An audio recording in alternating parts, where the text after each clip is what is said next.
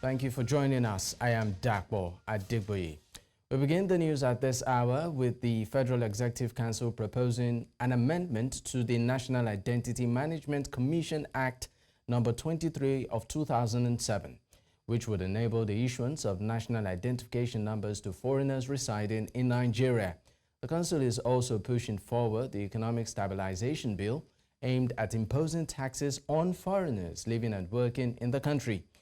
These proposed legislations are designed to expand the scope of registrable persons to include foreign nationals with taxable presence or sources of income in the country. The bills also mandate the use of national identification number for transactions pertinent to tax administration and other related matters.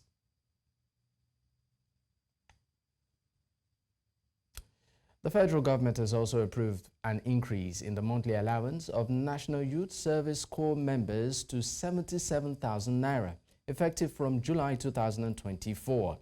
In a statement issued by the NYSC's Acting Director of Information, Caroline Embu, the approval was conveyed in a letter from the National Salaries, Incomes and Wages Commission. The letter, dated September 25, 2024, and signed by the Commission's chairman, Ekpo, noted or aligns with the newly enacted National Minimum Wage Act 2024. Prior to this increase, Corps members received a monthly allowance of 33,000 naira following the upward review of the minimum wage to 30,000 naira in 2019. The Nigerian presidency has confirmed that President Bola Ahmed Tinubu will soon undertake a cabinet reshuffle. The special advisor to the president on information and strategy, Bayo Ononuga, made this announcement to State House correspondents during a briefing at the Aso Rock Villa in Abuja on Wednesday. Ononuga said there is no specific timeline for the reshuffle. The president has expressed his desire to proceed with it. He further indicated that the reshuffle will be informed by empirical evidence from performance report that the president has received over the past months. As a cabinet reshuffle, let me tell you, I don't have any timeline. The president has expressed his desire to reshuffle his cabinet, and he will do it. I don't know whether he wants to do it before October 1, but he will surely do it. So that's what I will say. He has not given us any timeline when he wants to do it, but he will do it. He has expressed his plan. He wants to do it. He wants to reshuffle. The president actually gave an order to all his ministers to go out there to speak about the activities of his government.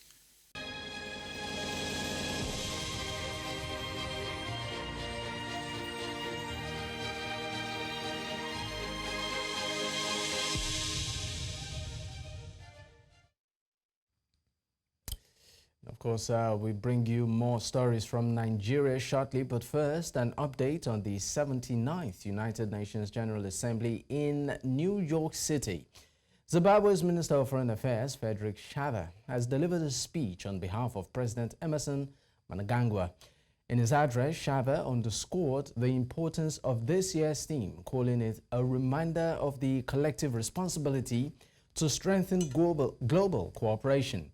He urged the United Nations to prioritize the world's most marginalized populations, emphasizing that sustainable development cannot be achieved without peace. Shava also condemned foreign interference in the internal affairs of sovereign states, stressing that no nation should impose its governance model on another. And I quote, "Leaving no one behind, acting together for the advancement of peace, sustainable development, and human dignity for present and future generations," unquote, is so relevant and timely. The theme is a reminder of our shared responsibility to build a world that is inclusive, a world that is just and sustainable. It is through collective action, grounded in solidarity and mutual respect, that we can advance peace, foster sustainability, and strengthen multilateralism as well as uphold human dignity. In this spirit of unity, we must prioritize the most vulnerable and marginalized populations, ensuring that no one and no place is left behind in our pursuit for progress. Sustainable development cannot be achieved without peace, and peace cannot be sustained without addressing the root cause of conflict, chief among them poverty, inequality, intolerance, scarcity exacerbated by climate change, and unwanted and unwarranted external interference in internal affairs of some states. By investing in education, healthcare, and sustainable economic opportunities, we can create resilient societies that empower individuals and communities to thrive. In the meantime, Ghanaian President Nana Akufo-Addo delivered a passionate appeal for global unity. He urged world leaders to embrace multilateral solutions to address pressing challenges, including climate change, inequality, and global governance reform. The presidents of the Democratic Republic of Congo and Liberia also shared strong messages during the assembly. The world has changed. Addressing the session today, Ghana's President Nana Akufo-Addo decried the treatment of Africa in the global scheme of things. He said the world must view Africa as an equal partner and not as an afterthought.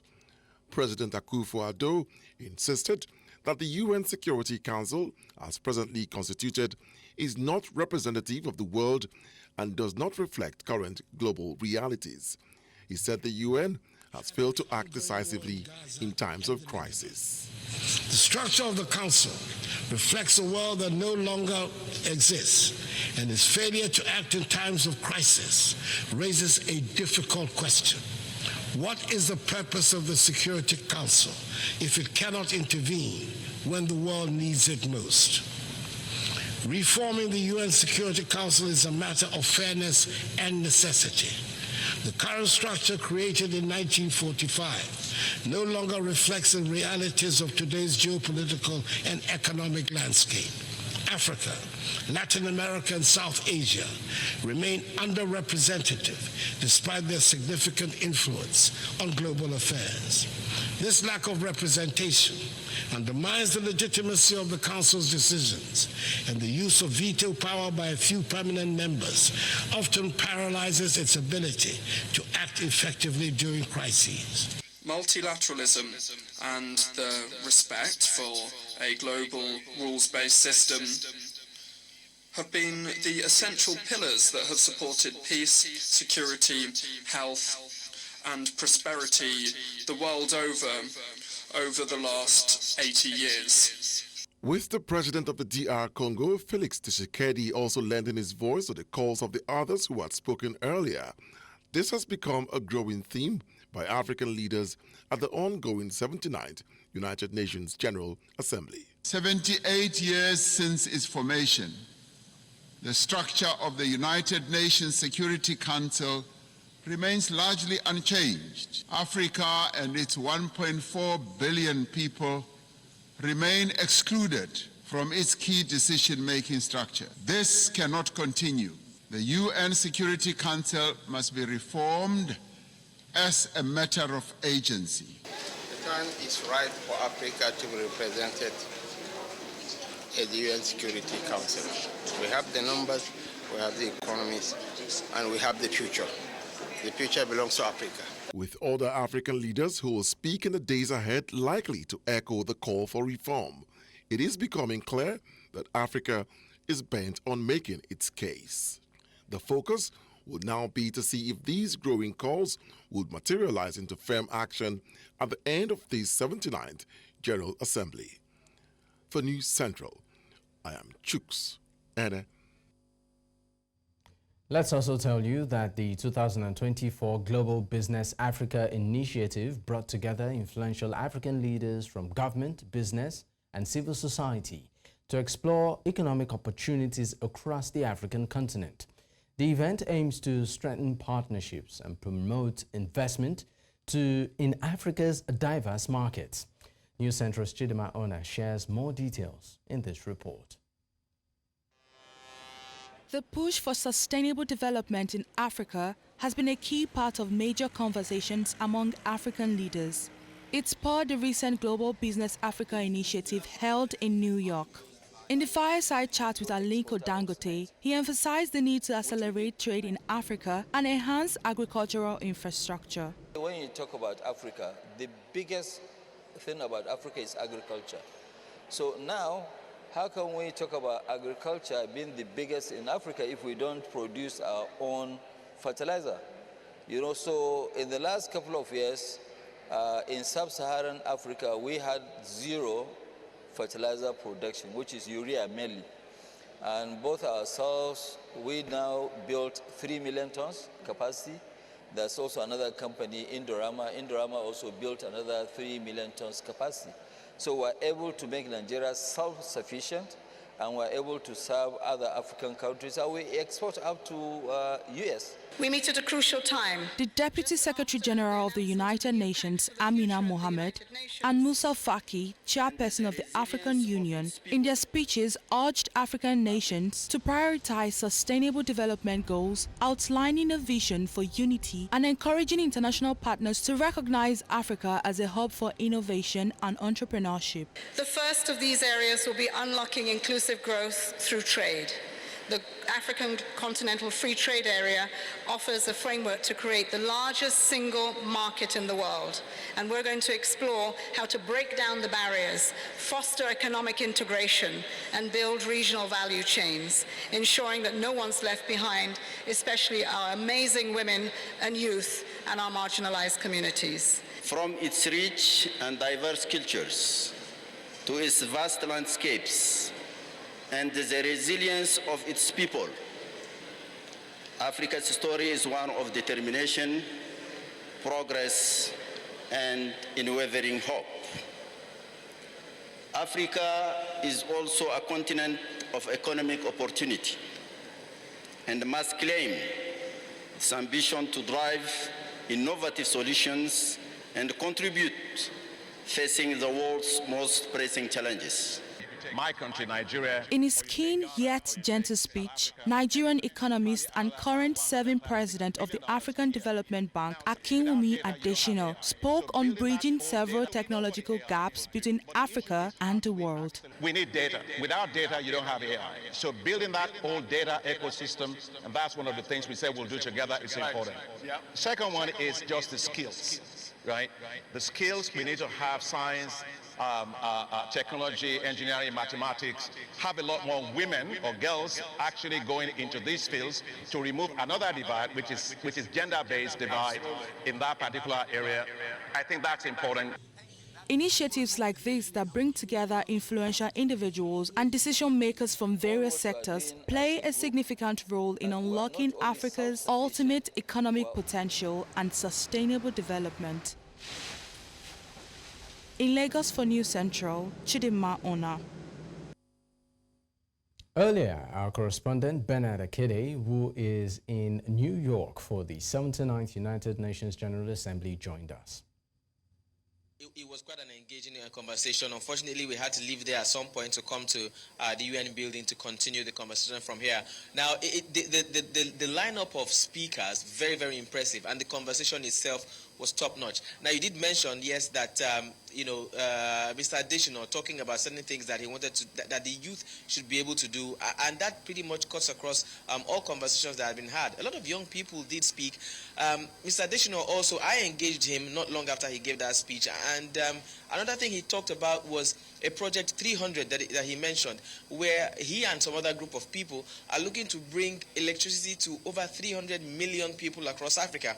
Because knowing that if you want to bring development to any part of the world, the first thing you need to do is to power such places. And now besides that, we spoke to people like Masai Ajuri, the sports, the sports guy who talked about still engaging the youth. We talked to the president of the Africa Basketball League, who also talked about the power of youthful engagement, and almost everybody else. The CEO of Trace spoke about how youths across Africa in the entertainment industry are putting forth so much energy in music, such that African music is beginning to do better than the music in the United States. So he said. However, one thing was common that all these people said, that if the right infrastructure is not put in place, first of all, by the leaders of African countries, such that investors like them can find, a fertile breeding ground for their businesses, not much will be able to be done. So it has to be a collaboration between the government putting down, tangible, so to speak, a proper breeding ground for investors to do business, so that things can go better for Africa.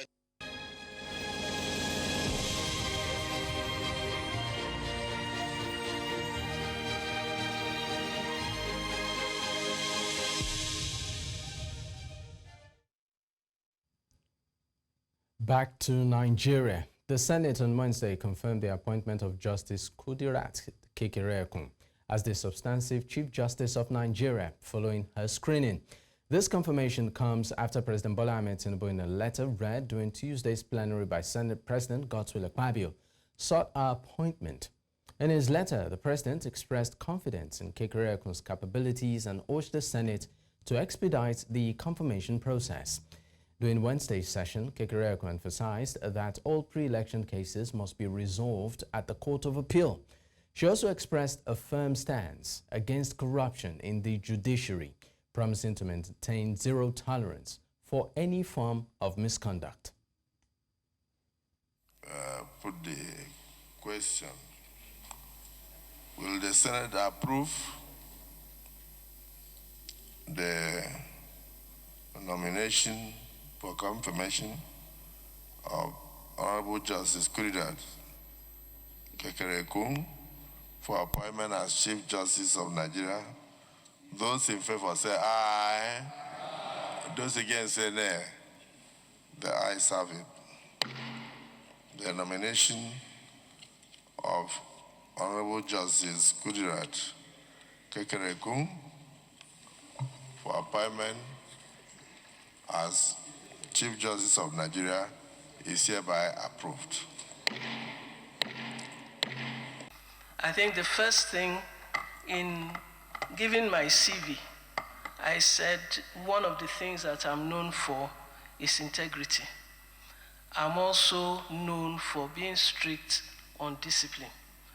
And therefore, in order to ensure that the integrity of the judiciary is maintained, I will ensure that the code of conduct is fully complied with.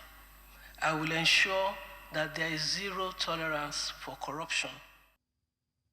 Justice Emeka Nwite of the Federal High Court in Abuja has adjourned the alleged money laundering case brought by the Economic and Financial Crimes Commission against the immediate past governor of Kogi State, Yahaya Bello, to October 30th, 2024.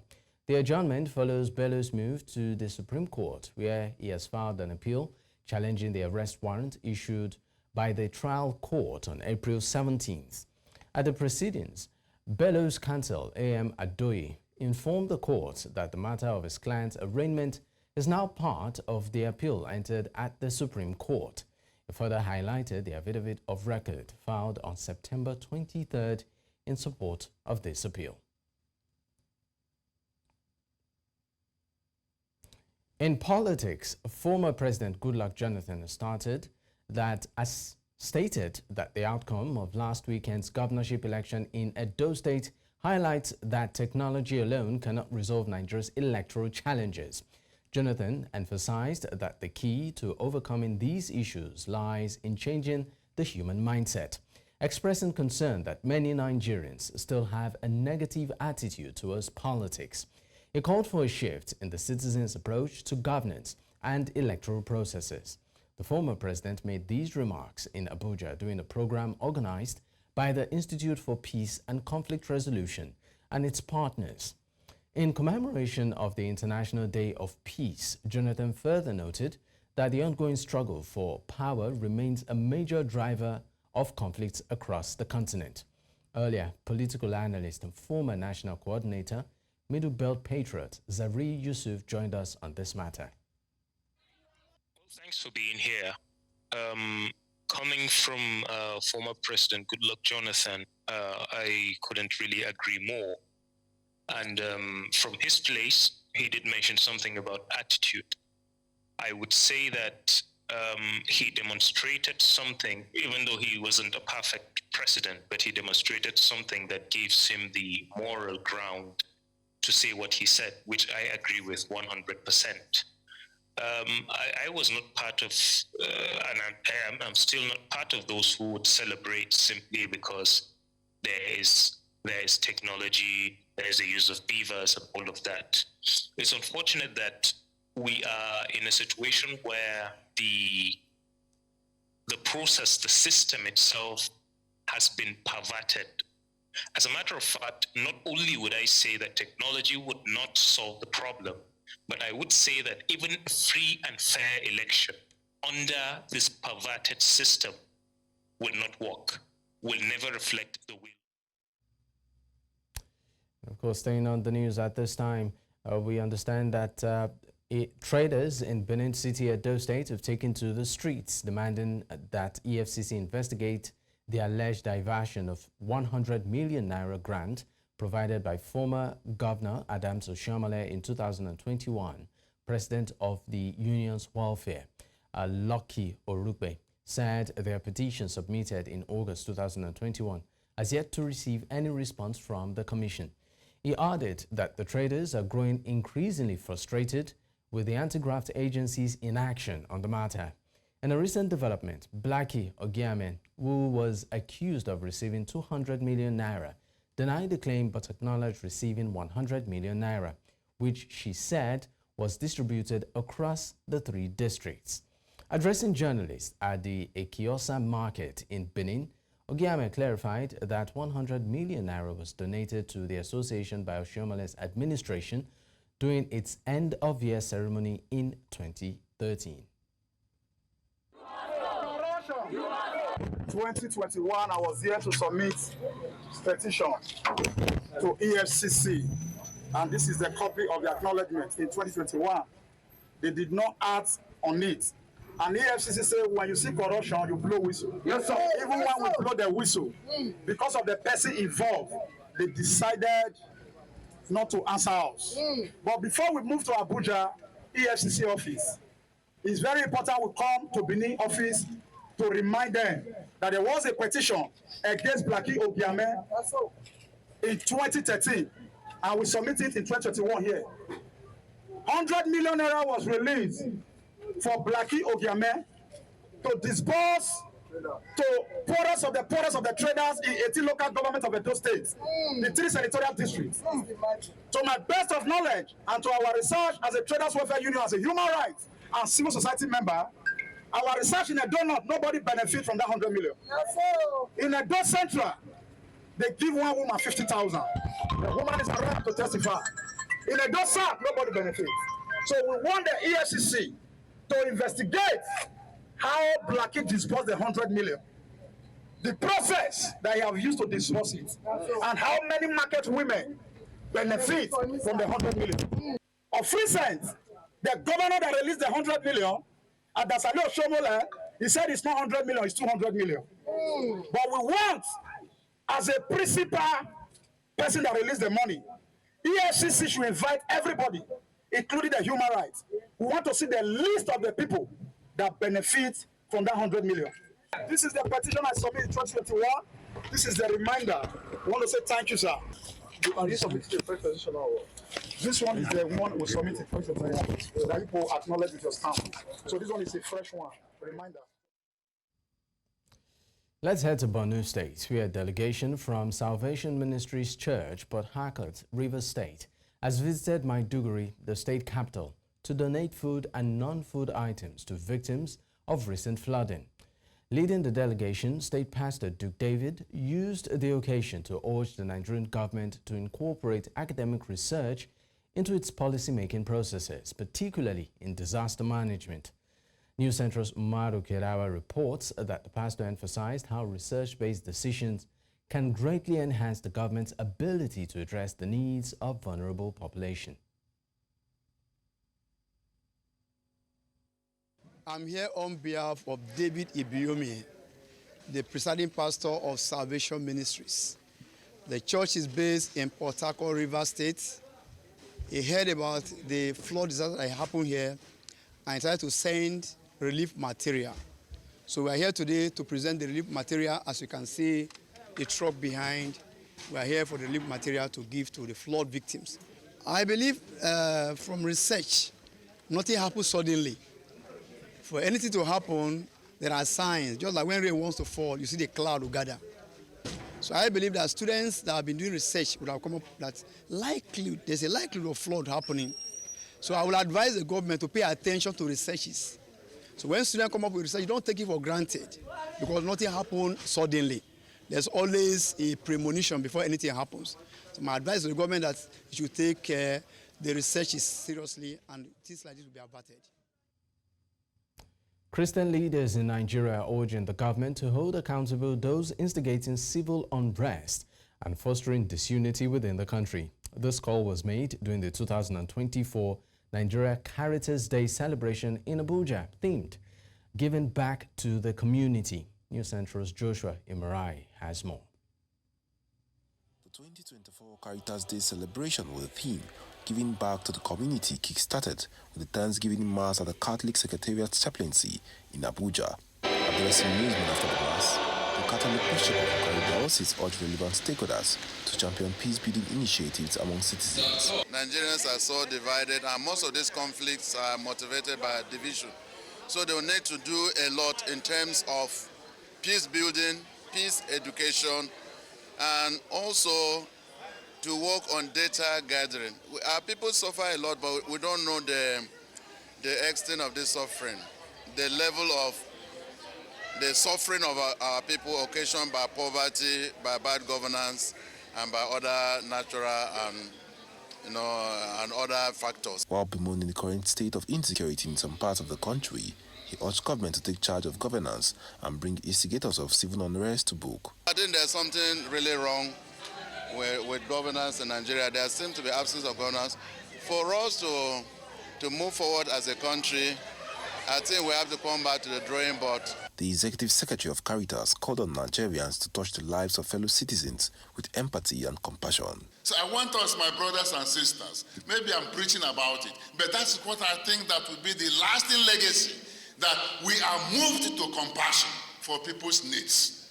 As much as is possible for you, you may not be able to do everything, but as much as is possible, do not leave anybody asking for your assistance without some little support. The Caritas organization called on government at all levels to focus on humanity in all their policies and activities. In Abuja for News Central, I am Joshua Imarai. Coming up, Benin Republic arrests 3 men accused of planning a coup. We have details of this and more after now.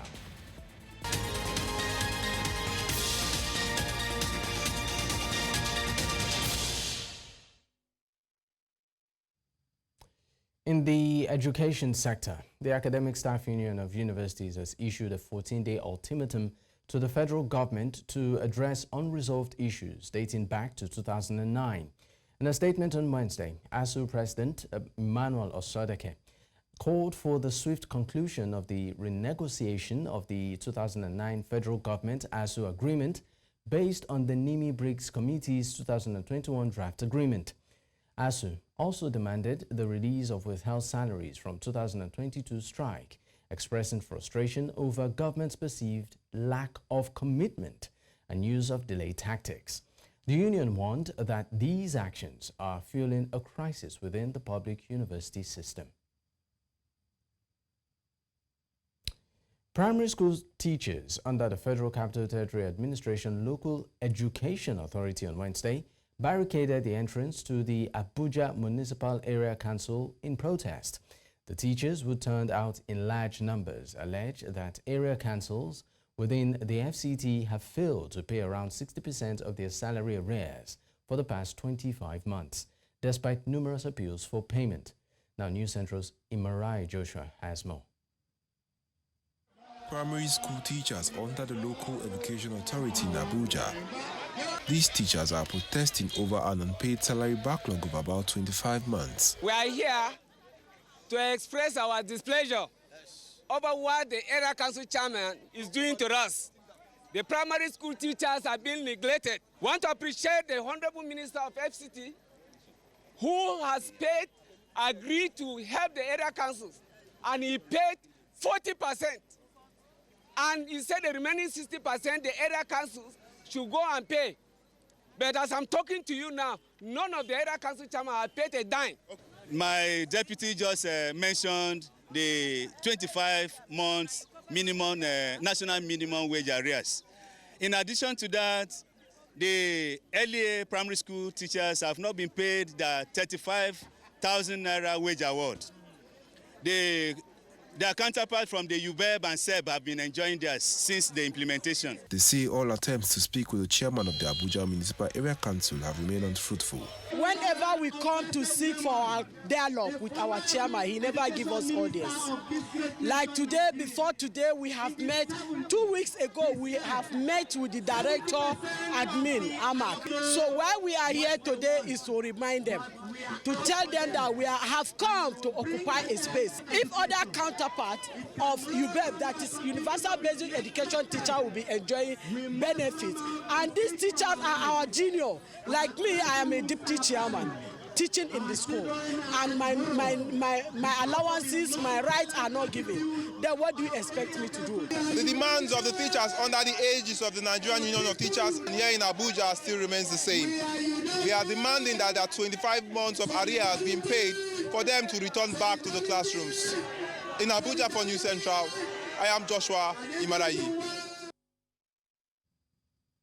Let's also tell you that residents of Ugwanagbo local government area in Abia State expressed optimism that the proximity of the only hospital in their area will make access to healthcare more convenient. They are also hopeful that being a government facility will lead to reduced cost of medical services. News Central's Chinwe Ugale reports that Chidinma Oti, the wife of the state governor, officially launched a medical outreach program at the hospital. For 3 days, citizens from Abia State are entitled to free Medicare in any area of health concern, courtesy of the Abia State government. On had your corner before you check your own hospital. You can go back card, make 100 on the layer. So on had no corner, Macalobo government hospital, on our private hospital. Me in a Canadian meta, Abu free. Upon Aniketa. Whether they free dada. So Oga Pukwalaga we need Oga Yede much carry a hospital does. I don't know. I work on a Modiga, even I got for a gym operation, a gym. I am a Chineke member, and I am Chineke in your governor. Chineke Melanie of the River, and I am a mobile. During the flag-off of the health mission and commissioning of the eye center at the SDG Multi-Purpose Hospital in Ogunabo local government area of Abia State, wife of Governor Oti Chidinma, who represented the governor, said the medical outreach and the establishment of the eye center are testament to the unwavering commitment of the governor's administration to catering for the health of the people. The high poverty rates, lack of health insurance, and medical personnel leaving the country in droves are worsening medical care for Nigerians, especially in the rural areas, which lag behind even further with fewer healthcare workers. This and more informed the decision of His Excellency Dr. Alex Oti to quickly ensure that we have a functional Abia State health insurance scheme. The governor, through his wife, also assured of measures being put in place to protect the facility as government spares nothing at improving the health condition of the citizens. The governor had dedicated 15% of the budget to health care. That shows the importance of the health care to him. Definitely, huge resources are required to secure and maintain a place like this, and also to staff, the hospital adequately. So, for his part, the Commissioner for Health, Professor Obundaya Uche, said that the necessary equipment had been acquired and put in place at the hospital for the outreach as well as take care of the eye center. Also speaking, the administrator of Abia State Eye Health Management Bureau, Betty Emeka Obasi, says government's desire to have a healthy population informed the decision to provide affordable health services to the masses. In Umuahia for News Central, Chiwe Ugele. In other news, the United Kingdom has announced a commitment of £4.7 million over the past 3 years to support the Nigerian government in combating multidimensional poverty in the northwestern region of the country. This announcement coincides with the conclusion of the UK's expanded social protection for inclusive development project, which was implemented by Save the Children and Action Against Hunger across Zamfara, Kaduna, Kano, and Jigawa states. News Central's Emmanuel Bagudu has more. Cost of living crisis in Nigeria. This is a close-out meeting of the UK aid-funded Expanding Social Protection for Inclusive Development project, which was implemented by Save the Children and Action Against Hunger. The head of governance and stability of the British High Commission says that Nigeria has the highest number of food insecure people in the world, a situation that prompted support from the British people. 15% of the population at the moment face critical food and nutrition insecurity in 2024. It's been getting worse with an additional 8 million people into poverty this year. Nigeria has the total number of food insecure people in the world, in terms of a total number, in the world. The UK has backed the 800 million World Bank loan for social protection at the World Bank Board, including the rollout of temporary social safety nets. From 2019 to 2024, which have really focused on supporting the government of Nigeria and its subnational counterparts to strengthen the existing social protection systems, both at the federal level and at state level. Our collaboration has yielded remarkable results for women's empowerment, inclusion for children, persons with disability, and promotion of safeguarding risks, especially gender-based violence. The Solicitor General and Permanent Secretary of the Zamfara State Ministry of Justice, who was present, reeled out the impact of the UK aid on beneficiaries. So there are a lot of, likewise the disability law. We took a study tour from Sokoto, Jigawa, and Kano toward the development of the bill, you understand, and it has been accepted to by His Excellency the Executive Governor. So there are a lot of programs, likewise the cash program.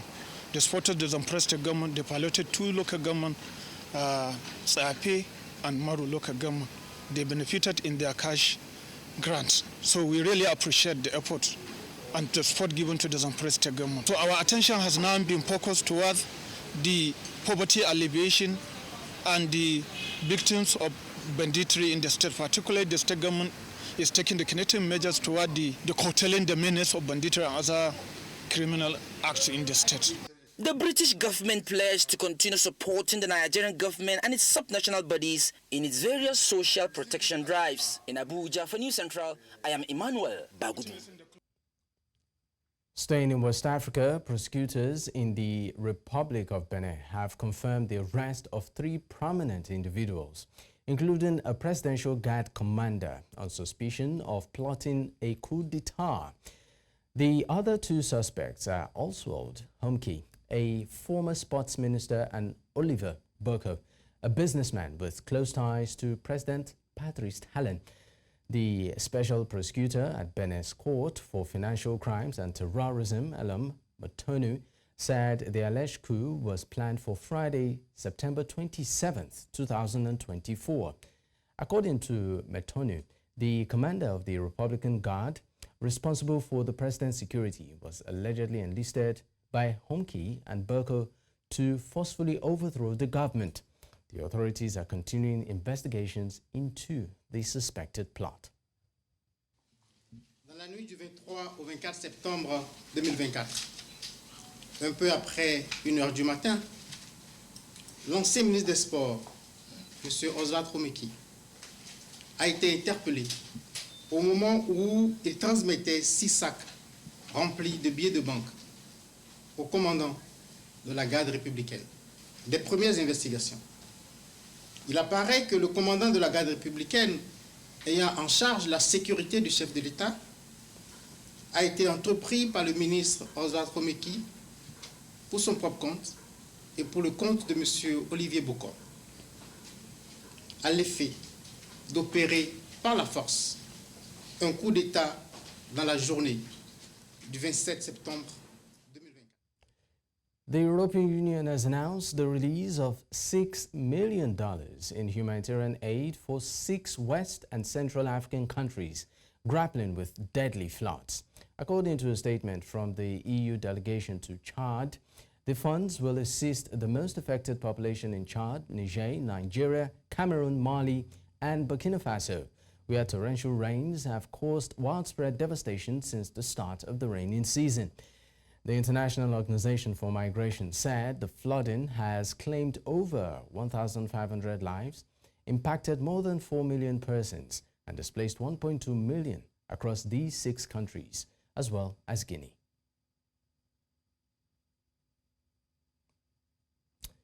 Shifting our focus now to East Africa, Tanzanian opposition leader Tundu Lissu has announced plans to sue the government and the telecommunications company Tigo over an attempted assassination in 2017.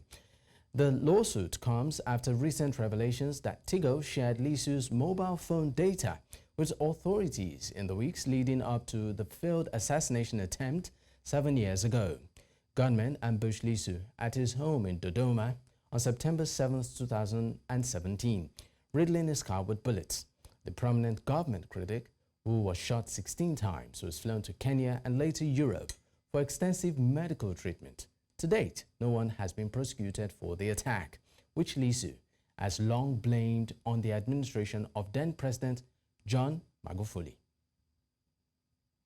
Leo nimezungumza na Bob Amsterdam, nimemwambia una mamlaka kamili ya kulianzisha dhidi ya Millicom, Tigo na dhidi ya serikali ya Tanzania. Peleka kesi kwa sababu sasa una ushahidi wenye mashiko mahakamani. Sawa sawa? Wamejisema wenyewe. Hicho kitendo nilichofanyiwa cha kushambuliwa namna ile kiliniumiza sana. Kiliniumiza sana. Imenifanya kilema kwa maisha. Siwezi kuvaa viatu vingine visivyokuwa hivi. Siwezi kutembea sawa sawa. In North Africa, the United Nations mission in Libya has brokered a compromise between the North African country's rival factions aimed at resolving the ongoing crisis over its central bank.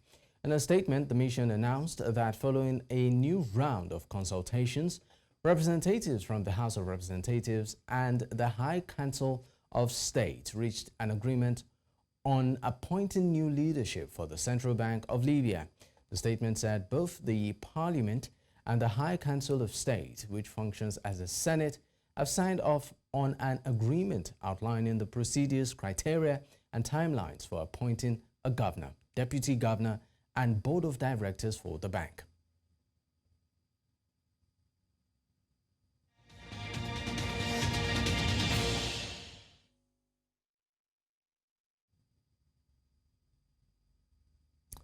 The United States has announced a further $160 million in aid for Haiti, where an international police force has been deployed for several months in an attempt to stabilize the gang-ridden country.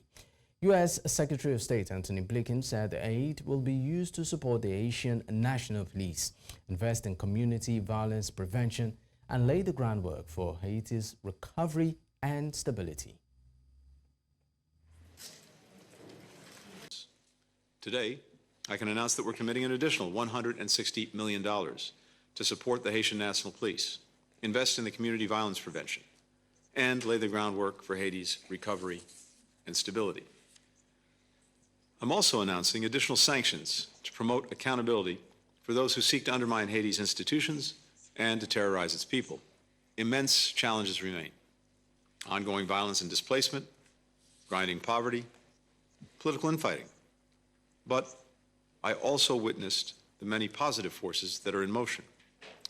Today, we have a chance to build on this foundation of security, to build on this progress, to build on a renewed sense of hope. The United States is committed to doing our part, both to address immediate needs and to invest in Haiti's long-term success. The Israel Defense Forces announced on Wednesday that they successfully intercepted a drone launch from the east towards the port city of Eilat. Reports indicate that a second drone fell in the vicinity. The Islamic Resistance of Iraq, a pro-Iranian armed group, has claimed responsibility for the drone strike. In related developments, IDF spokesperson Hagari reported that the death toll from Israeli strikes on Lebanon has risen to 51, as confirmed by the Lebanese Health Ministry.